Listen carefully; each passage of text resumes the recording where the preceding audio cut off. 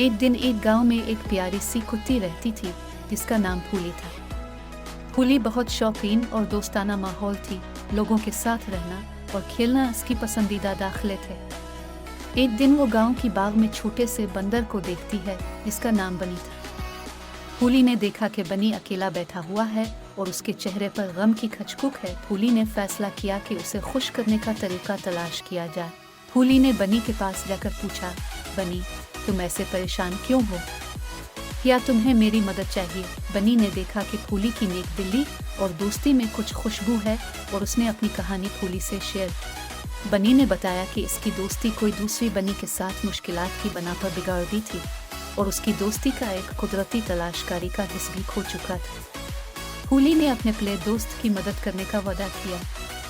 फूली और बनी ने मिलकर एक मंजर आम पर जाकर अपनी दोस्ती की मिसाल कायम की। वो दोनों मिलकर खेलने लगे और उनकी दोस्ती का मंजर देखकर लोग भी मुतासिर हो गए। दोनों की दोस्ती की कहानी गांव के लोगों के दरमियान मशहूर हो गई और वो दोनों एक दूसरे के लिए मिसाल कायम कर गए। इनकी दोस्ती ने सबको ये सीख दिया कि दोस्ती की बुनियाद एक दूसरे की मदद और ताउन पर होती है।